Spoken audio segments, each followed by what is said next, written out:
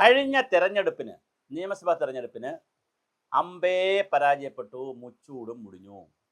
140 സീറ്റിൽ 35 സീറ്റ് മാത്രം.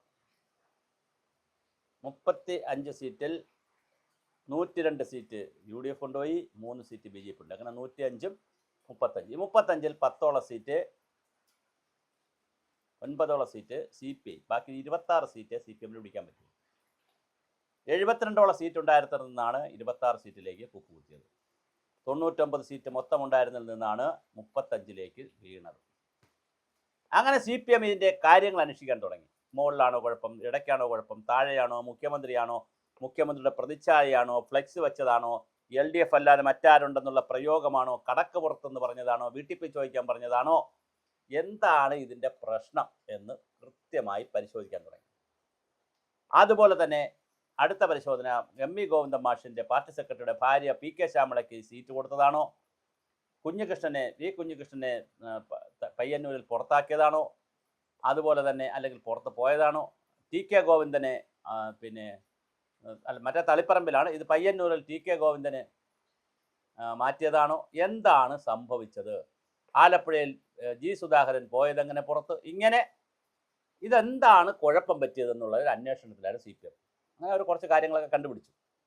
എല്ലാവരോടും തുറന്ന് പറയാൻ പറഞ്ഞു. അപ്പോൾ തുറന്ന് പറയാൻ പറഞ്ഞപ്പോൾ ആളുകളെല്ലാം തെറി തുടങ്ങി. പിണറായിയെ തെറി പറയുന്നവരുണ്ട്, വീണയെ തെറി പറയുന്നവരുണ്ട്, ഗോവിന്ദനെ തെറി പറയുന്നവരുണ്ട്, ഭാര്യയെ തെറി പറയുന്ന, അങ്ങനെ വേണ്ട ബഹളമാണ്.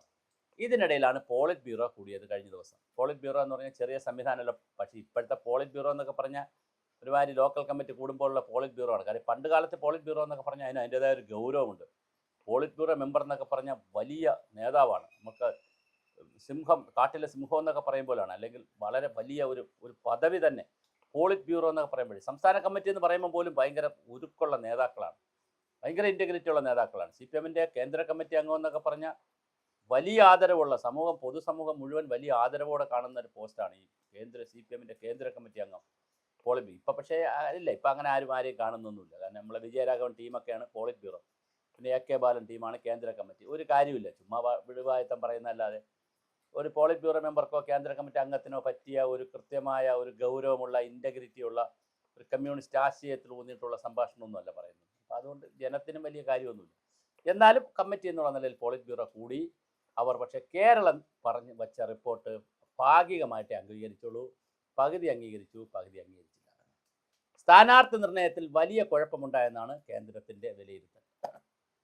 വലിയ കുഴപ്പം സ്ഥാനാർത്ഥി നിർണയത്തിലുണ്ടായി. സമരങ്ങളോടുള്ള അനുഭാവം കാണിച്ചതിൽ ഒരു കമ്മ്യൂണിസ്റ്റ് ഗവൺമെൻറ്റിന് ചേരാത്ത, ആശാസമരമൊക്കെയാണ് ഉദ്ദേശിച്ചിരിക്കുന്നതായിരിക്കാം, സമരങ്ങളോട് കാണിച്ച അനുഭാവവും അല്ലെങ്കിൽ അത് കൈകാര്യം ചെയ്ത രീതിയും ശരിയായില്ല. സ്ഥാനാർത്ഥികളെ, കഴിഞ്ഞ പ്രാവശ്യത്തുള്ള ആളുകളെ മുഴുവൻ പേരെയും അതുപോലെ നിർത്തിയത് ശരിയായില്ല. ഓരോ മണ്ഡലത്തിലും ഒരു സ്ഥാനാർത്ഥി ലിസ്റ്റ് എടുത്ത് ജയപരാജയ സാധ്യതകളൊന്ന് രഹസ്യമായി തിരക്കി, പാർട്ടി ഫോറങ്ങളിൽ തിരക്കി, അതനുസരിച്ച് സ്ഥാനാർത്ഥികളെ നിർത്തണമായിരുന്നു.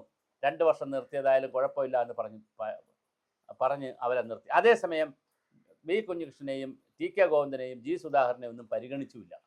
അപ്പോൾ അങ്ങനെയൊക്കെയുള്ള കുറേ കാര്യങ്ങൾ കൃത്യമായി പറയുന്നു. അതേസമയം തന്നെ ജി സുധാകരനും ടി കെ ഗോവിന്ദനും വി കുഞ്ഞികൃഷ്ണനും പുറത്തു പോയത് പാർലമെൻ്ററി വ്യാമോഹം കൊണ്ടാണെന്ന് പറയുന്നുണ്ട്. അല്ല, കുഞ്ഞികൃഷ്ണൻ ഉയർത്തിക്കൊണ്ടുവന്ന പൈസയുടെ കണക്കോ, ബുക്കിൻ്റെ കണക്കോ, ക്യാഷിൻ്റെ കണക്കോ, മറ്റേ രക്തസാക്ഷി മണ്ഡപത്തിൻ്റെ പൈസ പിരിച്ച കണക്കോ ഒന്നും പറയുന്നില്ല. എന്തായാലും വളരെ കൃത്യമായ ഒരു അന്വേഷണത്തിനാണ് സി പി എമ്മിൻ്റെ പോളിറ്റ് ബ്യൂറോ തയ്യാറായിട്ടുള്ളത്. ഇതൊക്കെ എല്ലാ കാലവും നടക്കുന്നതാണ്. പക്ഷേ ആര് തിരുത്താനാണ്? ശരിക്കും പറഞ്ഞാൽ തിരുത്തേണ്ടത് പോളിറ്റ് ബ്യൂറോയാണ്, തിരുത്തേണ്ടത് സംസ്ഥാന സെക്രട്ടേറിയറ്റാണ്, സംസ്ഥാന നേതാക്കളാണ്. അവിടെ നിന്ന് താഴോട്ട് തിരുത്തി വരണം. കേന്ദ്ര കമ്മിറ്റി തിരുത്തണം.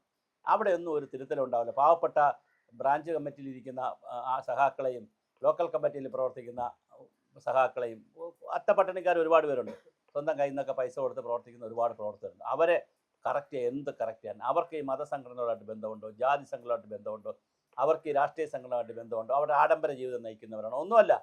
അവർ ബൂർഷ്വാസിയാണോ, അവർ കോർപ്പറേറ്റാണോ, കോർപ്പറേറ്റുകളുമായി അന്തർധാര ഉണ്ടാക്കുന്നവരാണോ? ഒന്നുമല്ല. ഇതെല്ലാം നടക്കുന്നത് മോൾത്തട്ടിലാണ്. പക്ഷെ മോൾത്തട്ടിൽ ഒരു ശിക്ഷണവും ഇല്ല, ഒന്നും തയ്യാറാക്കുന്നതിൽ ആരും മാറാൻ തയ്യാറല്ല. എല്ലാ സുഖസൗകര്യങ്ങളോടുകൂടി മുഖ്യമന്ത്രി മാറിയാൽ പ്രതിപക്ഷ നേതാവ്, പാർട്ടി സെക്രട്ടറി മാറിയാൽ കേന്ദ്ര കമ്മിറ്റി പോയാൽ പോളിറ്റ് ബ്യൂറോ, ഇങ്ങനെ ഒന്നിൽ നിന്ന് ഒരു അധികാര ഘടനയിൽ നിന്ന് തെറ്റ് ചെയ്താലും, കുറവ് ചെയ്താലും, ശിക്ഷ ചെയ്താലും, തോറ്റുപോയാൽ അടുത്ത അധികാര ഘടനയിലേക്കാണ് മാറുന്നത്. അല്ലാതെ താഴെ ഇറങ്ങി നിന്ന് അതിനെ കറക്റ്റ് ചെയ്യാനല്ല ശ്രമിക്കുന്നത്. നീ ഞാൻ നേതാവായിരുന്നപ്പോൾ ഈ അപകടം പറ്റുകൊണ്ട് ഞാൻ മാറി തരാം, ഇയാൾ നേതാവാകൂ എന്ന് പറയലല്ല. ഞാൻ നേതാവായിരുന്നപ്പോൾ കുഴപ്പം പറ്റിയെങ്കിൽ എനിക്ക് അതിനേക്കാൾ വലിയ പദവി തരണം, എന്നിട്ട് നീ ഞാനിരുന്ന പദവിയിൽ വന്നോളൂ എന്ന് പറയുന്ന ഒരു കാഴ്ചപ്പാടാണ് ഇവിടെ നടക്കുന്നത്. അതുകൊണ്ട് തന്നെ CPM-ൻ്റെ പോളിറ്റ് ബ്യൂറോ എന്ത് തിരുത്താൻ? ഒന്നും തിരുത്താനില്ല.